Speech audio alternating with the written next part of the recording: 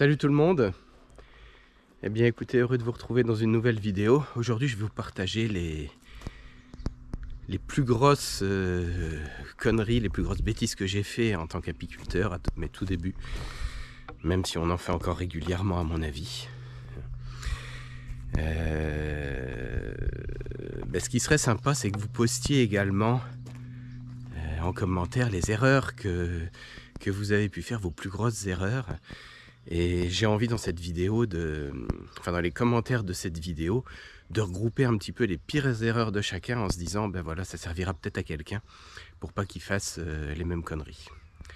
Allez, c'est parti, générique.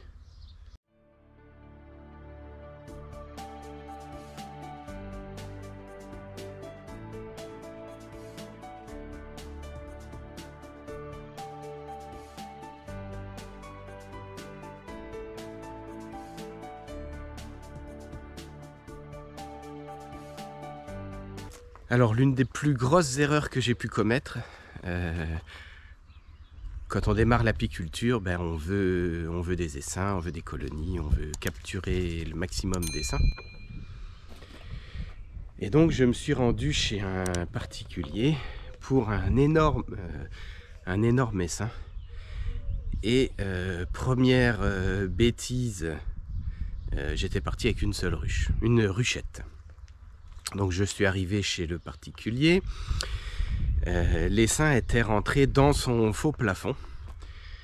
Donc il a fallu que je démonte le faux plafond. Je n'avais rien, voilà,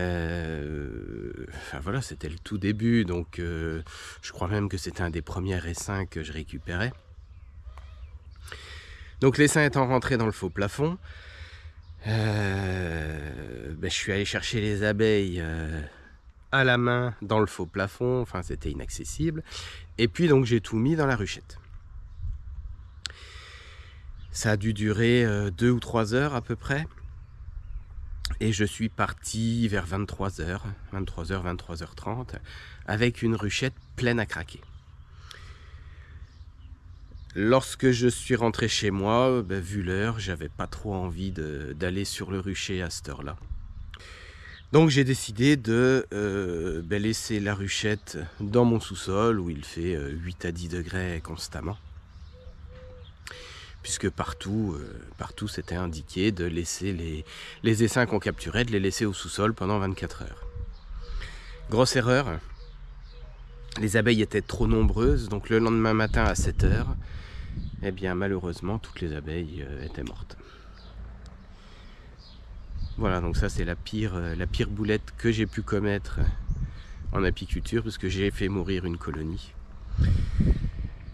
Si ça vous est arrivé, n'hésitez pas à commenter, ça me permettra de voir que je suis pas le seul à faire ce genre de bêtises.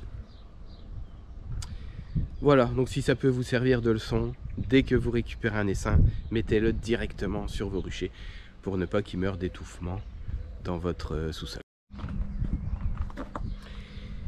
La deuxième erreur, la deuxième erreur que j'ai pu faire, donc là je n'ai pas fait de mal aux abeilles. Ouf. Vous connaissez tous mon allergie au pollen, aux abeilles, aux piqûres, etc. Et donc la deuxième erreur, c'est de ne pas vérifier que ma combinaison soit bien fermée. Et ça c'était l'année dernière, donc vous voyez c'est pas très vieux. Je me suis donc rendu sur un rucher, et puis pressé d'intervenir, c'était le printemps, une des premières visites de l'année, donc tout content de redécouvrir les abeilles. J'ai pas vérifié que ma combinaison était fermée. Et puis au cours de la visite, je me rends compte que j'ai 4, 5, 6 abeilles dans la vareuse. Donc là il faut rester hyper calme. Malheureusement il y en a une qui a commencé à s'exciter un petit peu, et puis donc elles m'ont piqué. J'en ai 3 ou 4 qui m'ont piqué, donc voilà, je me suis mis à enfler immédiatement. Malheureusement je ne vous ai pas retrouvé de photos, donc moralité de tout ça, vérifiez bien que vos combinaisons soient bien fermées.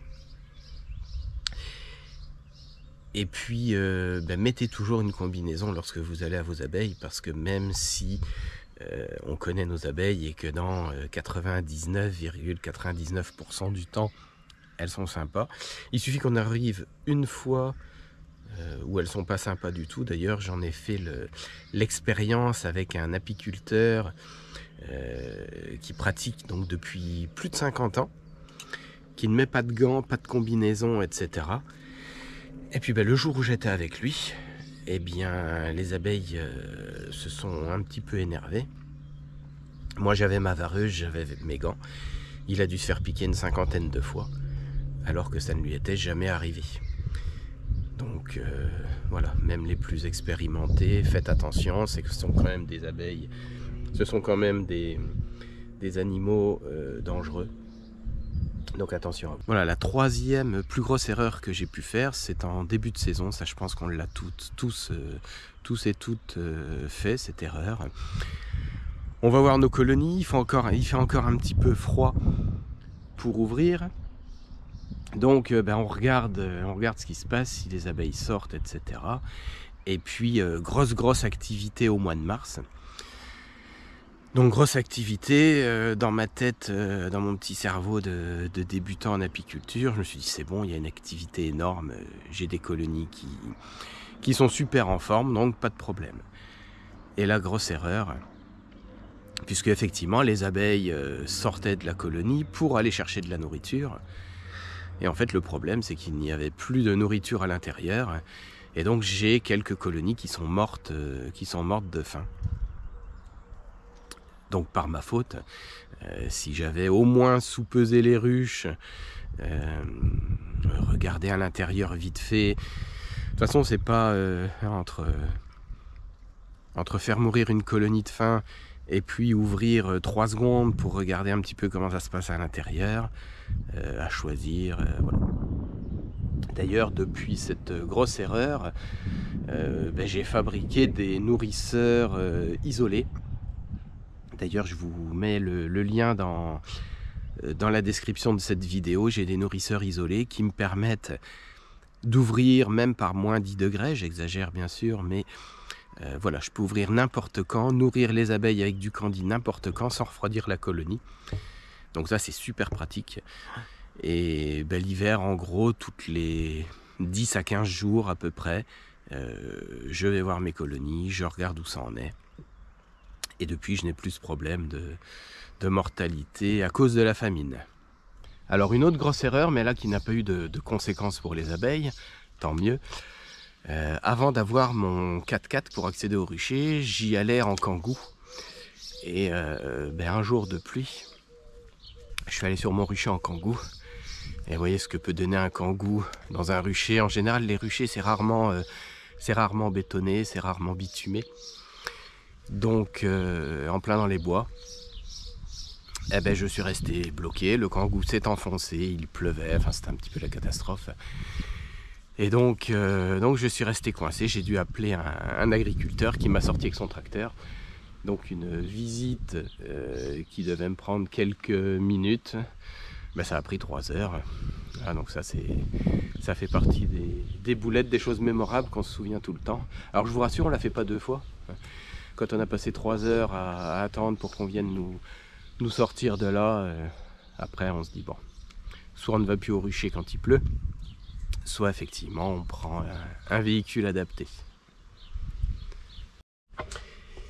Et puis donc la 5e plus grosse erreur, alors je vous rassure, hein, j'en ai fait d'autres, j'en ai pas fait que 5 d'erreurs dans ma vie d'apiculteur. Tiens, j'en profite pour vous montrer derrière moi. Là, je suis dans ma serre où je fais toutes les boutures pour mes abeilles. Ici, j'ai en permanence 5 ou 600 boutures. Voilà, bon, c'est pas le sujet. Donc, je pense la 5e plus grosse erreur, c'est de faire une division au mois d'août. Ouais, j'ai fait ça. J'ai fait ça à mes débuts. Donc, je lisais partout qu'on pouvait diviser au mois d'août. Sauf que j'ai dû louper une phrase dans tout ce que j'ai lu. J'ai pas vu que quand on faisait une division au mois d'août, déjà on divisait une ruche très forte. donc une ruche 10 cadres très forte, donc on faisait 2 ruchettes de 5, donc là jusque là ça semble cohérent. Mais il fallait introduire dans une des deux une reine fécondée déjà en ponte, etc. Et en fait moi j'ai laissé les abeilles comme un idiot faire leur reine. Donc fin août, non je crois qu'on était au 20 août, donc elles n'ont pas fait de reine bien sûr, ou elles ont fait une reine qui était mal fécondée, enfin je ne sais plus comment ça s'était passé, mais voilà. L'essaim n'a pas passé l'hiver, hein, ma division n'a pas fonctionné, donc je me suis retrouvé avec une demi-ruche, enfin voilà, c'est un petit peu le carnage. Voilà, bah écoutez, c'était mes plus grosses boulettes. Je vous invite vous aussi à poster en commentaire vos plus grosses erreurs pour que ça serve à tout le monde. On commence à être un groupe, à être une petite communauté de 2000 personnes sur ma chaîne, je vous en remercie tous. Et puis l'objectif c'est de partager, de faire avancer un petit peu, donc là je vous partage mes conneries. Si vous faites la même chose, je pense qu'on avancera, ça servira sûrement à d'autres personnes. Et puis en fonction du nombre d'entre vous qui vont poster leur boulette, j'essaierai de faire une vidéo qui répertorie tout ça. Et je pense que ce sera super pratique, notamment pour les débutants. Mais je vous rappelle, je ne suis plus débutant et bon, des boulettes, j'en fais encore. Alors plus aussi grosses, heureusement. Mais je pense qu'on en fait tout le temps et on en fera tout le temps. Voilà, je vous dis un grand merci à tous. Ciao. Et à bientôt pour une nouvelle vidéo. Bye.